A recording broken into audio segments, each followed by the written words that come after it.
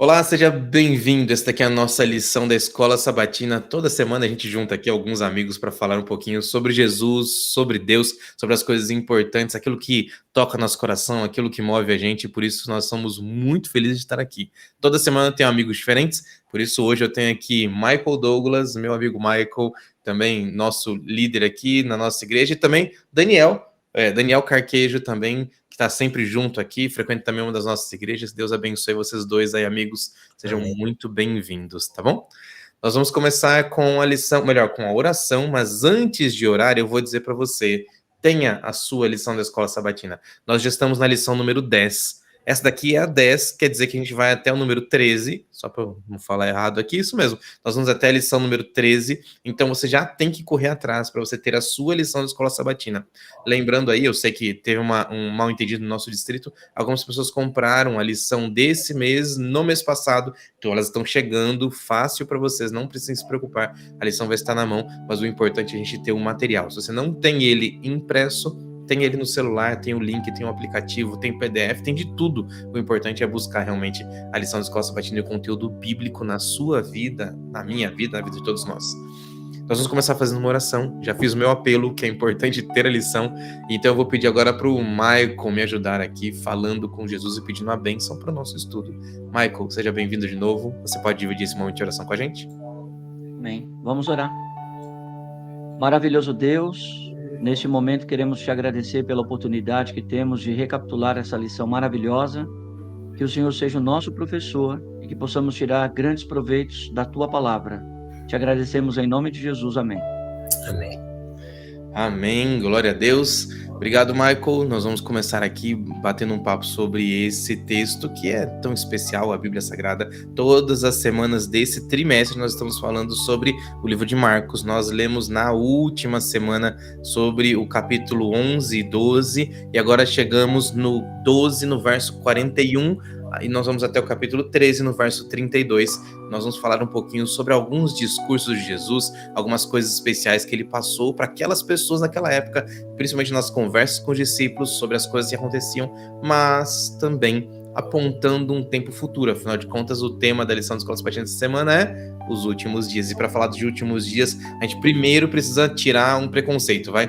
Muita gente acha que os últimos dias são tempos horrorosos, são coisas ruins, mas na verdade os últimos dias são uma anunciação de uma esperança que nós temos em nosso coração, porque Jesus está pronto para trazer a bênção para a gente. Amém. Já pedi para o Michael começar orando, então agora eu vou chamar o Daniel para a roda aqui, para nós começarmos jogando ele já, né, na roda, já que ele é novato aqui no nosso estudo, né, Michael? Vamos jogar ele primeiro, e a gente começa então falando sobre, lá em Marcos no capítulo 13, aí, já no final, né, Jesus fala a seguinte frase, né, então verão o Filho do Homem vindo nas nuvens com poder e glória, e então ele enviará os anjos e reunirá os seus escolhidos, os quatro ventos da extremidade da terra e até a extremidade do céu, falando sobre exatamente o dia da volta de Jesus, quando ele virá, na verdade, para nos buscar. Mas a gente precisa começar estudando um pouquinho antes, né? Então, Exato. Jesus um dia estava sentado ali no templo, conversando com seus discípulos, ensinando algumas coisas para eles, e ele estava de frente para o gasofilácio, um lugar onde se recebia ofertas, uma espécie de um cofre lá para eles receberem as ofertas. E, de repente, ele percebe que uma viúva, uma senhorinha pobre, chega ali e ela faz uma oferta diferente. Daniel, você consegue contar essa história para mim? E depois explicar um pouquinho o que aconteceu ali? Então, pastor, na verdade, eu penso que uma das minhas interrogações tenha sido da maioria do pessoal aí que está ouvindo também, né, assistindo conosco, estudando, falando de finais dos tempos, e de repente cai em oferta, né? Nessa senhora que depois essas duas moedas. Mas tem um detalhe, Jesus, ele vê diferente do que o homem vê. Nós vimos lá na história de Davi, né? E as pessoas ali dizem que o gasofilácio ele era uma estrutura de metal revestida de madeira, e algumas pessoas depositavam as moedas ali, ouvindo os barulhos, né, o tinir lá de batendo as moedas. Algumas pessoas com uma quantidade maior, outras um pouco menor. E eu fico pensando, de repente, as pessoas interessadas na quantidade de oferta que algumas outras estavam indo e ouvindo o barulho, e quem será que vai dar mais, quem será que vai ofertar mais, e de repente essa senhora com 2 moedinhas e chama a atenção de Jesus. E a gente vê uma lição importante nisso. Nesses últimos dias que nós sabemos que estamos inseridos neles, qual está sendo a nossa atenção? Estamos nos prendendo em quê? Na verdade, qual está sendo a nossa motivação do dia a dia?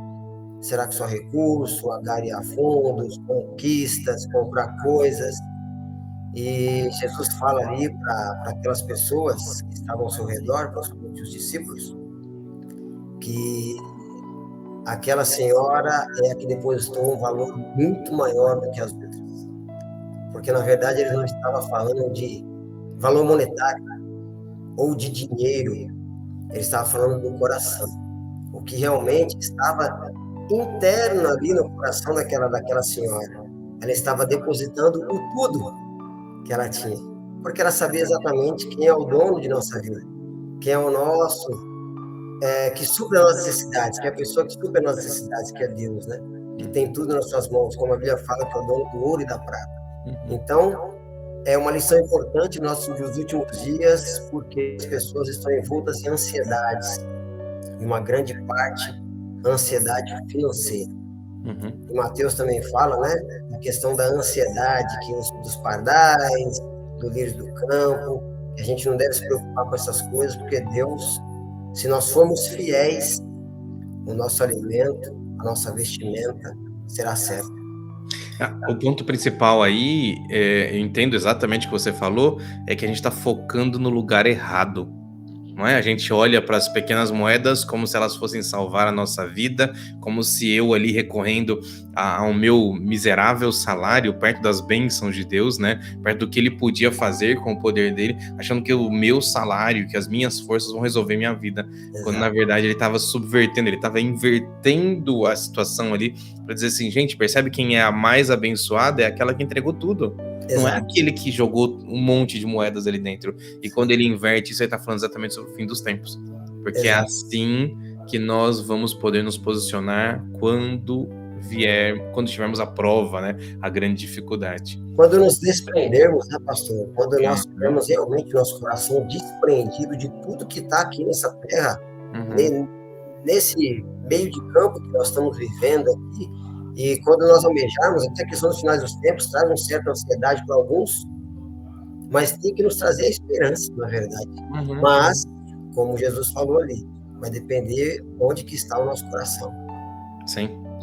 Eu vejo, pastor, que essa história é interessante, que a fidelidade é um fruto do Espírito Santo, né? Muito bom. Então, ela foi fiel àquilo que ela tinha, por amor à obra de Deus, né? Legal. E Deus, ele é tão justo com relação à arrecadação dos recursos, que tanto uma pessoa rica quanto uma pessoa pobre, ela pode contribuir, deve contribuir com a causa do mestre, né? Isso que o Daniel falou é uma coisa importante. O desprendimento das coisas materiais, isso é necessário para nós no fim dos tempos, né? Nós temos uma visão de que nós temos que ter, sim, lutar pelo nosso conforto, pelo melhoramento da nossa família, enfim, de tudo aquilo que é necessário para manter a dignidade, mas o foco é o céu, né? O foco é manter a nossa salvação vigente. Existe uma consequência, né? Na verdade, não motivação, mas que seja com certeza. Porque tudo que vier a mão para fazer, se você fizer com o melhor das suas forças, como diz a Bíblia, a consequência é o salário, o recurso. Exato. O legal é que nessas nossas conversas aqui, o que está acontecendo é que a gente está entendendo um pouco sobre a estrutura ali que Marcos usou, né? E aí, a estrutura que ele está usando, ele vai contando uma quantidade de histórias se seguindo. A próxima lição, ela é a continuidade, porque, olha só, quando eu leio ali Marcos no capítulo 1, Marcos 13, nos versos 1 em diante, eu encontro ali a seguinte expressão: quando ele estava saindo do templo, um dos seus discípulos disse: Olha, mestre, ele estava no templo, ele tinha acabado de ver e identificar aquela doação especial das miseráveis moedas da senhora, miseráveis não porque ela podia dar mais e deu menos, mas porque era tudo que ela tinha. E aí, quando ele fala isso, eu imagino, sabe aquela... A gente imagina sempre Jesus com aquele rosto feliz, você imagina assim também? Porque eu imagino Jesus feliz, ou então tentando passar para os discípulos a esperança, o que eles deviam aprender, e de repente, na hora que ele fala isso, eu imagino a feição de Jesus caindo, porque ele tinha acabado de ensinar aquilo. E aí, de repente, o discípulo fala exatamente o contrário. O que aconteceu aqui, Michael? Qual foi a resposta de Jesus? Conta para mim, vai. Então, retomando o seu pensamento, ele sai do templo, né? E os discípulos chamam a atenção para a arquitetura do templo, que de fato era uma coisa maravilhosa. O templo demorou muito tempo para ser reformado, né?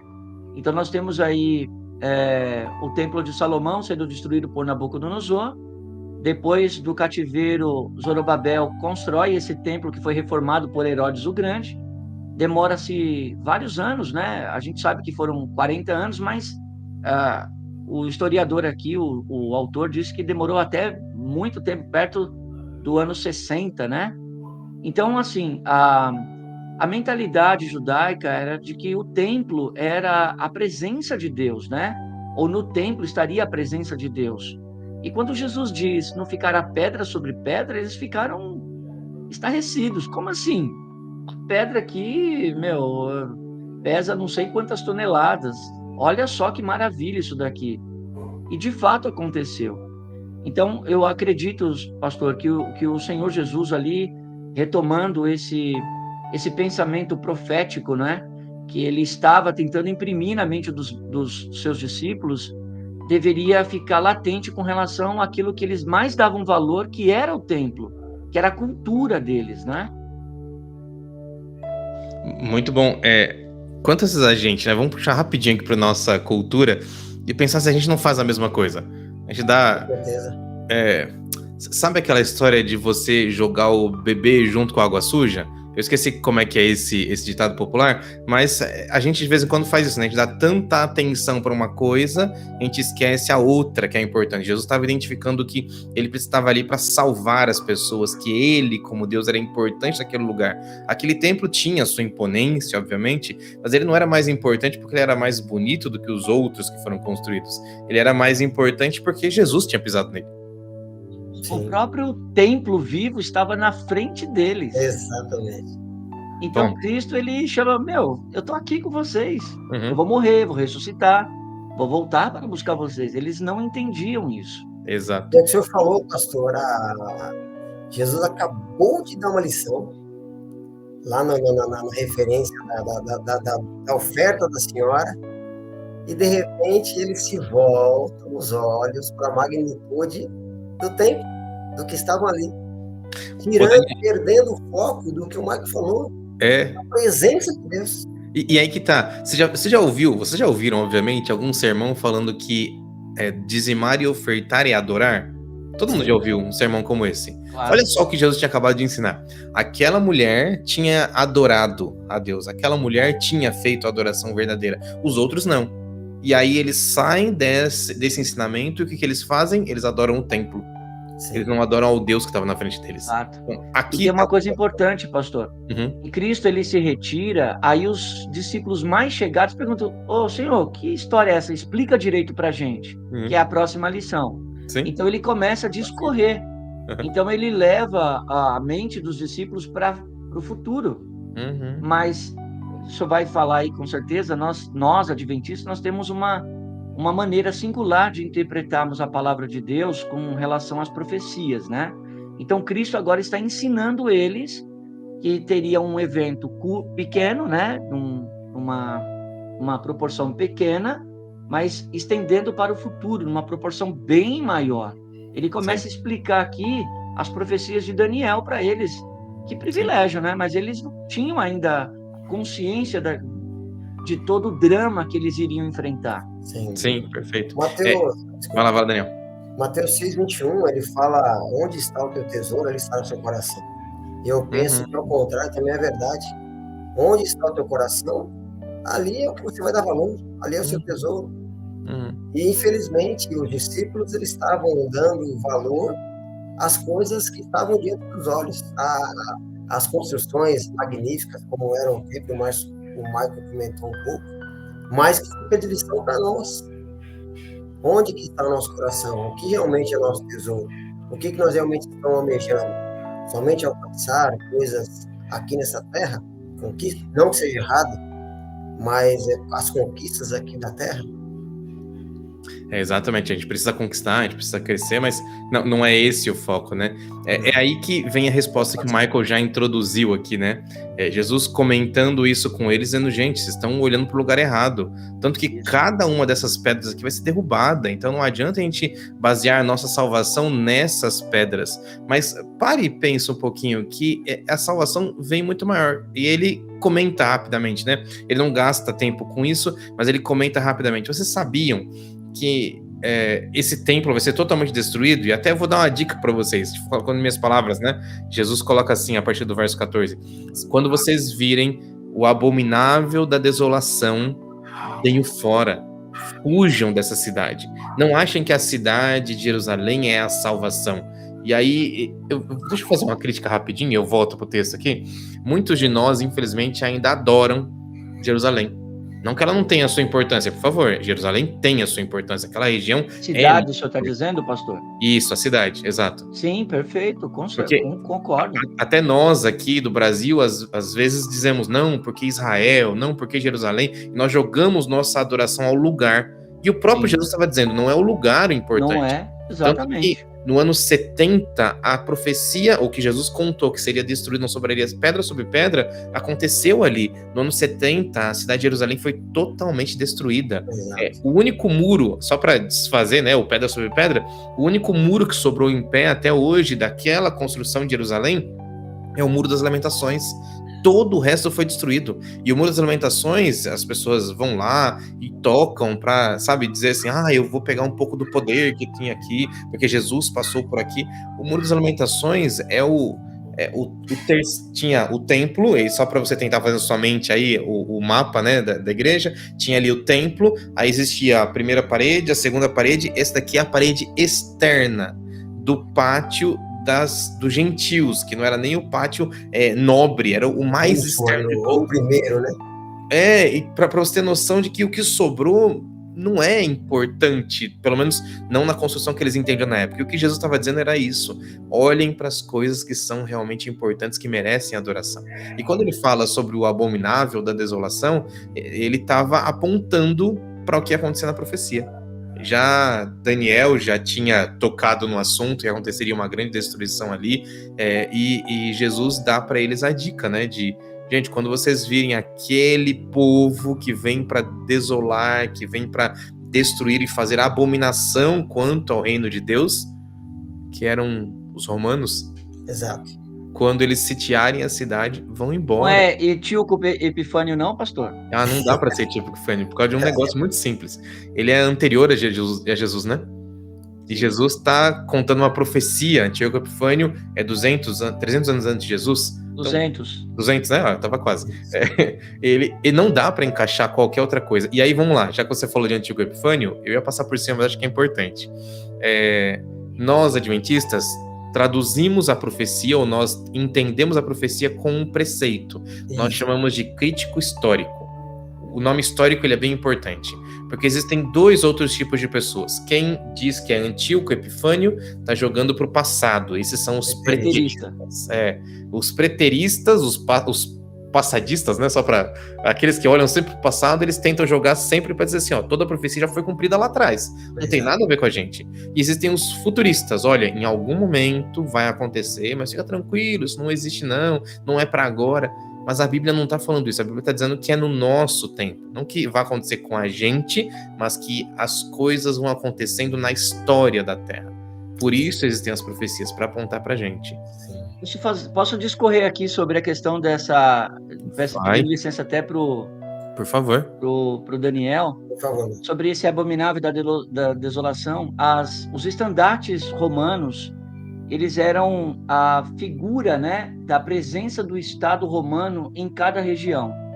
Quando eles avançavam com o exército, eles faziam questão de fincar uma bandeira ou vários estandartes para mostrar a presença do império naquela região. Então, é minha disciplina, né, história, então vou discorrer aqui rapidamente, pastor. No ano 66, nós temos uma primeira invasão por Vespasiano em Jerusalém. Aí, do ano 66 até o ano 70, aconteceram algumas coisas em Roma. Nero morre em 68 e Vespasiano precisa voltar com seu exército para Roma para ele assumir o império. 4 imperadores tentaram ficar no poder até Vespasiano assumir nesse período de 3, 4 anos. Então, Vespasiano se retira, a história conta, Flávio Josefo, eu já li esse trecho ali do livro dele, né, contando a história dos judeus, se retira e uma parte do exército judaico vai atrás dos romanos e mata alguns soldados, mas eles tiveram a ordem de voltar para Roma. Os soldados que voltaram já no ano 70 com o filho dele, Tito, filho de Vespasiano, voltaram já com ódio. Enfim, aí o que acontece? Em 68, Nero morre. E aí Vespasiano assume e fica até depois do filho dele assumir, né? Ele fica do ano 70, Tito fica do 79 até o ano 81, quando ele morre, né? Ele é tirado ali do poder. Então, ele fica nesse período no poder. Então, retomando. Então, nós temos 2 cercos a Jerusalém. Então, voltando na profecia, Ellen White fala que quando os romanos enfincaram ali seus estandartes, os cristãos, conhecendo a profecia de Cristo, fugiram. E ficaram somente os judeus rebeldes.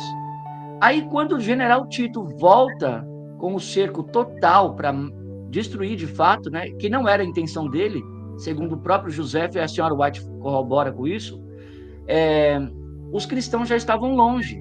Sim. Então, Tito tinha a intenção de que os judeus se entregassem de maneira diplomática. Tanto é que Flávio Josefo intercede por eles. Flávio Josefo era um historiador que trabalhava para o exército, para o Império Romano. Uhum. E aí a história conta que ele é rechaçado, é xingado, chamado de traidor e tal. Aí os soldados, inflamados com ódio por conta do primeiro cerco, que os judeus foram lá e mataram alguns soldados, soltam, né, um dos soldados solta uma flecha inflamada com fogo, pega no pórtico, que era de madeira, né? Começa a pegar fogo e os soldados já não tinham mais controle, já avançaram e destruíram a cidade. Mais de 1 milhão de judeus morreram nesse cerco, pastor. Então foi uma comoção. E para terminar minha parte, Ellen White conta que as escadarias do templo jorravam sangue, como se fosse uma grande cachoeira. Uhum. Agora imagina, Jesus aplicando essa destruição no ano 70, mas agora para o nosso tempo, numa grande proporção. Uhum. Ela fala que o Espírito Santo foi retirado da nação judaica e o povo foi rejeitado como nação para levar o evangelho. Sim. Assim será também no nosso tempo, pastor, numa maior proporção, mas num tempo curto. Sim, o que a gente compreende a partir do que a Bíblia fala, já a lição de quarta-feira, né, já puxando o próximo tema, porque a gente vai entendendo essa progressão do tema, né, quando a Bíblia, quando Jesus, na verdade, aponta e ele dá essa profecia, olha, quando o cerco se desfizer, vocês fujam, ele estava também apontando para o que aconteceria daqui a pouco tempo, quando a gente imagina que nós vamos ver isso na grande tribulação, quando muitos vão ter a oportunidade de fugir, de escapar, de passar um tempo realmente afastados das cidades, e esse vai ser o momento. Os que ficarem ou ficarão para continuar mostrando o poder de Deus, isso porque Deus vai escolher essas pessoas, ou então estarão ali porque foram desavisados, porque não estavam prestando atenção no momento profético, né? Perdidos, e aqui sim, algumas pessoas realmente perderam a vida por causa disso.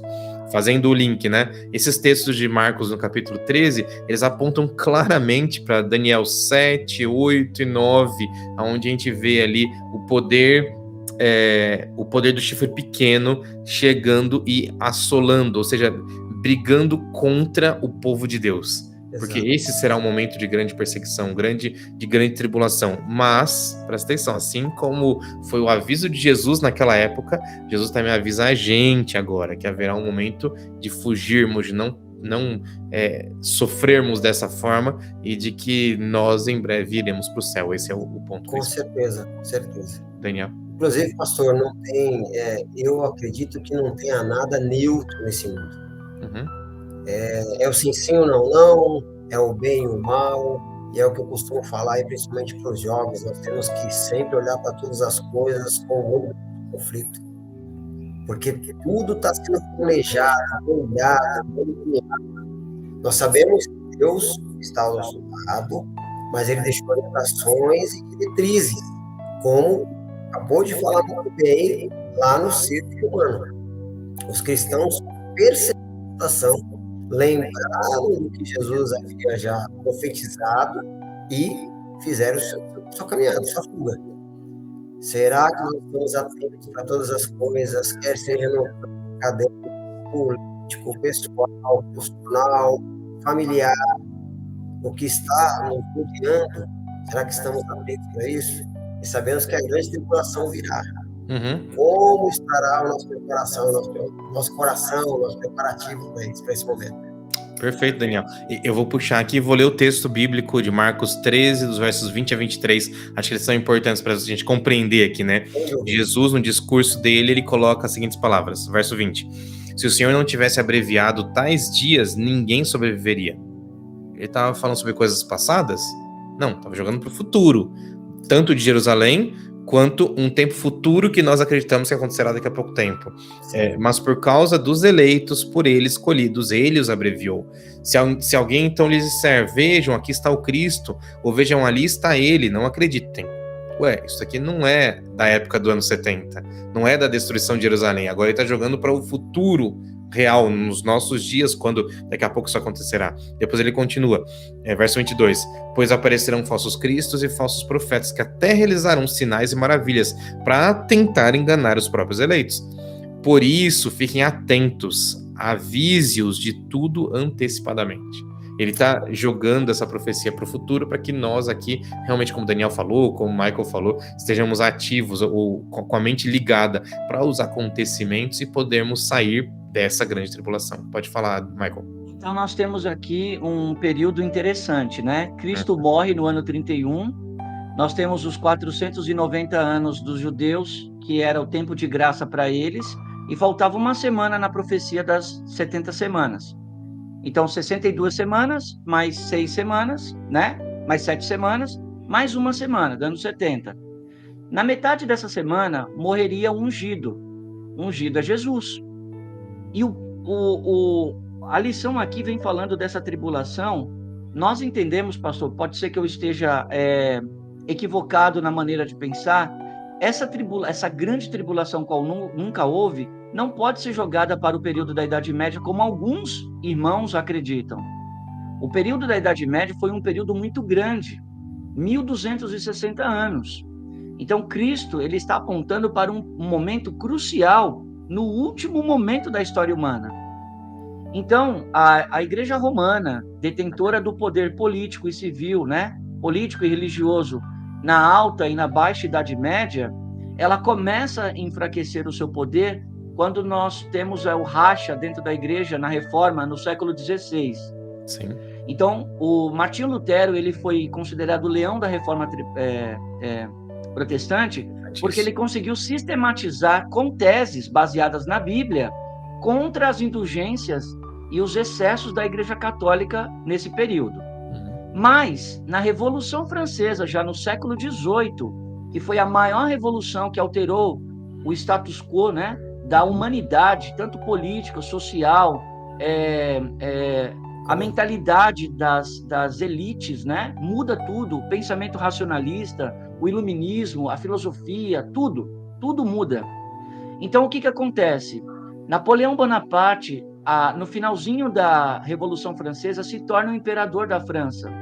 E ele manda o seu general Luiz Alexandre Berthier prender o Papa. Esse é um evento que marca o final, então, dos 1260 anos. Como que a gente pode falar que esses dias foram abreviados se foram 1260 anos? Então, a profecia ela vai apontar para um período no nosso tempo, onde o poder que foi tirado de Roma com a retirada dos estados papais e o dinheiro da igreja por Napoleão Bonaparte foi dado novamente por Benito Mussolini depois da Primeira Guerra Mundial. O processo de ferida começa a ser curado, Apocalipse 13, e em algum momento da história, após alianças políticas e religiosas, sai então um decreto. Então, este poder, novamente político, aliás, religioso, se une ao poder político. Nós estamos falando dos Estados Unidos da América junto com Roma. Aqui sim começa então a grande tribulação, onde os dias seriam abreviados, senão ninguém suportaria. Então, pastor, o primeiro movimento no mundo a dizer que os Estados Unidos da América seria a besta que sobe da terra e que se uniria ao papado foi o movimento adventista do sétimo dia. Eu cheguei a ler alguns relatos históricos nesse período da igreja. Os grandes protestantes, né, as igrejas diziam que nós éramos iludidos e estúpidos por acreditarmos nessa profecia. Mas a profecia aqui, como ela não foi entendida pelos judeus naquele tempo, pelos cristãos, muitos de nós também não entendemos. Sim. Como o senhor falou, muitos serão pegos desprevenidos, não é? Infelizmente. Então, pastor, esse tempo aqui é o tempo em que nós estamos vivendo, é o desfecho final da história humana. Exato. Exatamente. Por isso apontamos ao final, né? E agora essa grande tribulação ela acontece exatamente, preciso dizer, nos nossos dias, porque eu quero estar nesses dias, eu gostaria de estar nesses dias, e essa é a nossa esperança, de que nós vamos ver essas coisas difíceis, mas com a esperança de encontrar o meu quadro aqui, ó, a volta de Jesus. É isso aí. Tem só uma coisa, tudo isso que Cristo está explicando está apontando para a volta dele, que é o evento mais importante. Tudo isso é secundário. Sim. É importante para nós, claro, mas sim, o mais importante, né, Daniel, é a volta do Salvador. Com certeza. É por isso que eu tenho que puxar o próximo dia. Chegamos na quinta-feira. Essa lição que foi ótima, porque ela foi só ligando um assunto no outro, porque não tem como não ligar um assunto no outro, né? E eu vou puxar o Daniel de novo para a roda aqui, pensando no seguinte, porque quando eu chego agora em Marcos, na quinta-feira, nos versos, capítulo 13, nos versos 24 a 32, Jesus continua nessa descrição, explicando por que ele estava falando daquilo. Que tribulação era essa? E agora ele continua. Mas naqueles dias, após aquela tribulação, então, ele não tá falando sobre a época dele. Ele tá jogando para o futuro. Ele não tá falando do passado. Ele tá falando do futuro. E aí ele conta: o sol escurecerá, a lua não dará mais a luz, as estrelas cairão do céu e os poderes celestes serão abalados. Poderes celestes abalados sobre os líderes que estariam ainda mandando nessa terra. Então se verá o Filho do Homem vindo nas nuvens com grande poder e glória, e ele enviará os seus anjos, reunirá seus eleitos, os 4 ventos dos confins da terra até os confins do céu. Aprendam a lição da figueira. Quando os ramos se renovam e as folhas começam a brotar, vocês sabem que o verão está próximo.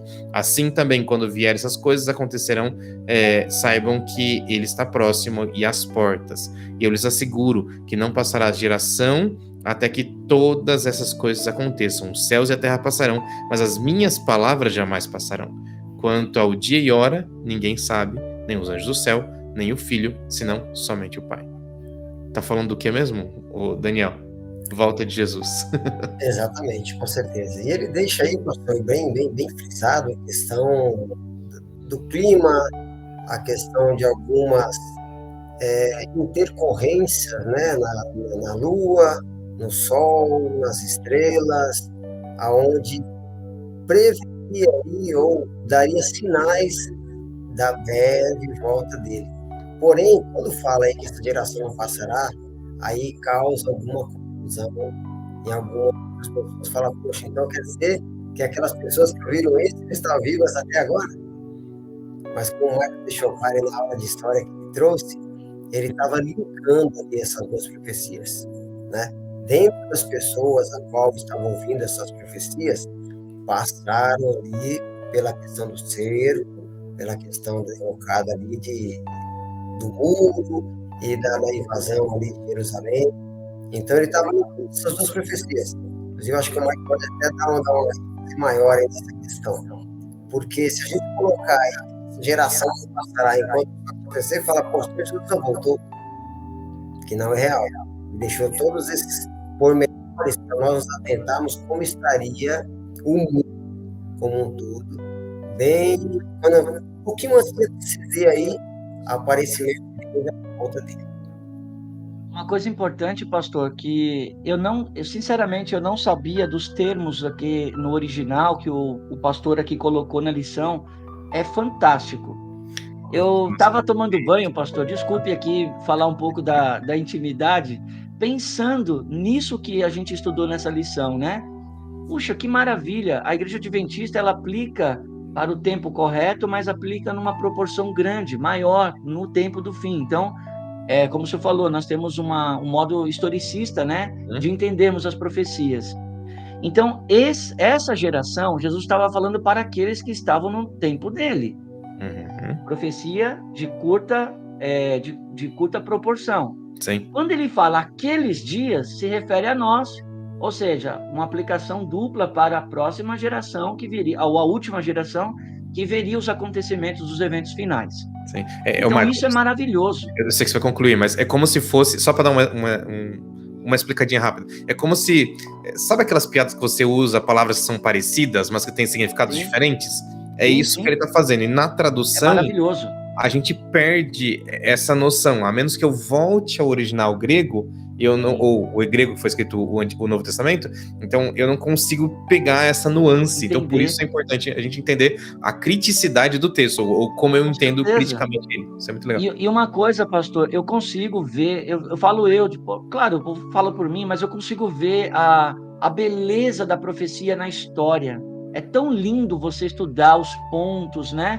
E vendo essas maravilhas na lição, por exemplo, os termos corretos no grego, como o senhor destacou, isso é um deleite. Então, eu acredito eu, que como membro da Igreja Adventista, eu sou um privilegiado, porque nós temos, né, Daniel, grandes teólogos que se preocupam com o texto, contexto, explicar, né, aplicar corretamente. Isso faz toda a diferença, pastor, para a gente estar preparado para a volta de Jesus. Amém. Então, nós não somos um povo estabanado, que cada um pensa o que quer. Não, nós temos uma linha, né? Nós temos um pensamento, nós temos uma doutrina, uma filosofia muito bem definida. E eu me sinto grato a Deus, né? Sou grato a Deus por isso.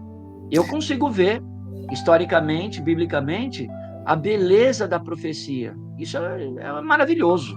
E é interessante quando ele fala muitos virando meu nome, pastor e Maico. Não tem muita lógica também, por virando meu nome se eu estou aqui.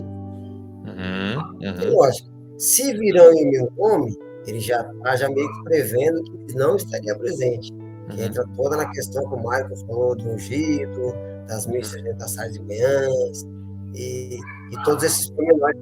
Então, o Maico colocou muito bem que nós temos essa linha historicista, que a história vai acontecendo, a profecia vai também se cumprindo. Não só futuro e nem só passado. Sim. Tem toda essa linha que faz o link aí dos acontecimentos. Sim. Mas só uma coisa, pastor, desculpe, eu não quero interromper, desculpa, Daniel. Só uma coisa interessante. Jesus falou o sinal para o povo daquele tempo, que seria os estandartes romanos. E ele também deixou o sinal para a última geração. Sinais na natureza, sinais na questão sociológica, sinais na questão da questão religiosa. Então ele fala, olha, pessoal do final dos tempos, vai acontecer isso, assim, assado, né? E no Grande Conflito, Ellen White fala que muitos virão em nome de Cristo, né? O próprio Satanás estaria como anjo de luz, dizendo que ele era o próprio Jesus, dizendo que ele mudou o dia de adoração do sábado para o domingo. Tudo isso está na profecia. Então, quem estuda sabe exatamente como vai ser o desfecho final. Isso é maravilhoso. Michael e Daniel, sabe que me chama muito a atenção? É que é aquele texto que eu não vou tirar ele de contexto, mas eu vou tirar ele da história onde ele foi colocado. Quando lá no Antigo Testamento, Deus fala para o povo de Israel, meu povo perece por falta de conhecimento. Sim. Aí eu trago para os nossos dias, porque daí não tô tirando fora de contexto. Eu tô colocando ele na nossa era hoje, porque ele precisa ser falado hoje. O nosso povo vai perecer por falta de conhecimento. O conhecimento tá aí, ele tá dado. A gente só precisava buscar. E por falta de querer buscar, nós perecemos. Agora, pastor, o drama aqui já não é mais só sobre os eventos que nós estamos vendo acontecer. Sim. O drama aqui é como Cristo vai voltar. Esse era o próximo Essas ponto. igrejas que acreditam que a profecia se aplica a Etíoco Epifânio, elas acreditam que Jesus vai voltar de modo não literal. Uhum. E saber como Cristo volta, para nós que nós temos essa compreensão, é simples, né? Uhum. Mas para essas pessoas é muito difícil. Então ele volta de maneira visível, audível. Nós vamos poder tocar nele indo para o céu. Literal. Nós vamos ver com os nossos olhos. Sim. Então, pastor, isso faz muita diferença. Só um relato. Eu dei estudo bíblico para uma senhora que era da Assembleia de Deus. Uhum. Quando ela descobriu, de fato, biblicamente, que como Jesus voltaria, ela chorou. Sim. Várias experiências que poderia contar, mas para você ver como que ainda os olhos de algumas pessoas estão vendados com relação ao maior evento do universo. Infelizmente, exatamente. E esse era o próximo ponto, era com isso que eu ia terminar. Acho que ficou perfeito o que você falou, Michael, como você colocou, Daniel, porque a gente precisa compreender. Vamos entender aqui, você que está assistindo a gente, nós precisamos compreender as profecias do tempo do fim. E esses textos do apóstolo Marcos, eles nos chamam, nos abrem os olhos, porque Jesus está pronto para voltar. Ele virá de forma literal, de forma pessoal, ele virá com poder e grande glória, todo olho verá, e aí não vem com aquela história de, vai ver aqui agora, depois lá, não. Ao mesmo tempo, o mundo inteiro verá, o mundo estará em convulsão. Nós vamos perceber os momentos antes da volta de Jesus, que eles serão momentos difíceis e por isso precisariam ser abreviados, porque as pessoas vão estar, vou usar um exemplo aqui, mas loucas, exatamente, em convulsão, porque é impossível que as pessoas não entendam o que está acontecendo, e sem saberem, elas estarão entendendo, como se fosse uma criança que faz muita bagunça e a gente fala assim, essa criança aqui é isso, ela é aquilo. Não, muitas vezes ela está dizendo assim, estou precisando de ajuda. E é exatamente assim que as pessoas estarão dizendo, estou precisando de ajuda, só que elas não sabem onde procurar e deveriam procurar em Cristo, se entregar a Cristo, porque Jesus está quase voltando. Esse é o momento da nossa entrega.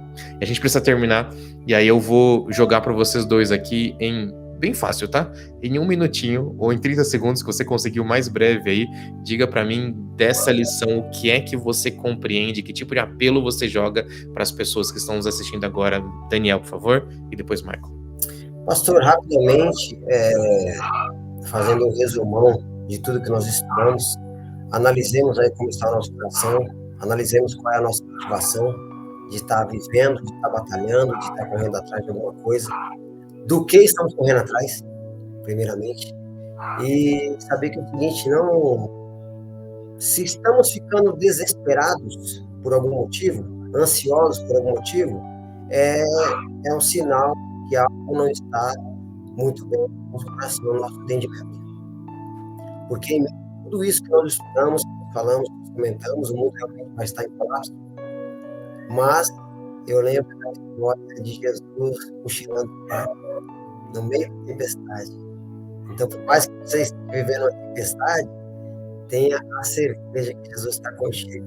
Se você for fiel, vai passar por ela, confie que o ponto seguro está logo aí. Amém. Muito bom. Michael, por favor.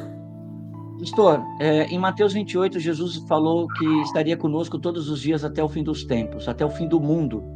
No capítulo 1 do Apocalipse, nós vemos Cristo andando entre os candeeiros, que são as 7 igrejas, e as 7 igrejas representam o período histórico do cristianismo. Cristo foi visto andando entre os candeeiros, ou seja, desde o primeiro período até o último período, ele está conosco. Então, essa é a nossa confiança. Eu fico feliz porque temos o privilégio de estudarmos a palavra de Deus de maneira livre e temos também o privilégio de termos Jesus ao nosso lado até o fim. Amém. Amém.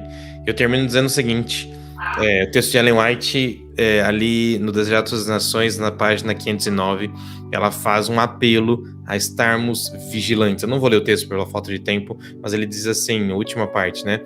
Como não sabemos o tempo exato da sua vinda, nós devemos ser advertidos a vigiar, estar preparados, a estarmos prontos, porque Jesus está quase voltando. Deixa eu pedir para o Daniel, o Michael orou no início, então eu peço para o Daniel encerrar esse nosso momento de oração aqui, entregando a nossa vida e agradecendo por esse estudo maravilhoso que encheu nosso espírito aqui de adoração. Amém. Por favor, Daniel. Querido Deus e Pai, obrigado por não nos deixarmos desavisados. Obrigado por deixar suas profecias, obrigado por deixar sua palavra, obrigado por deixar pessoas instruídas, capacitadas pelo seu Santo Espírito, para ajudar-nos na compreensão desses pormenores, Senhor. Para termos uma vida um pouco mais tranquila, para ter uma vida solidificada na sua palavra, que o seu Santo Espírito tome a nossa vida, nosso coração, nosso entendimento, que nós possamos nos desprender de todas as coisas deste mundo, Senhor. Amém. Sabemos que a tua vida está próxima.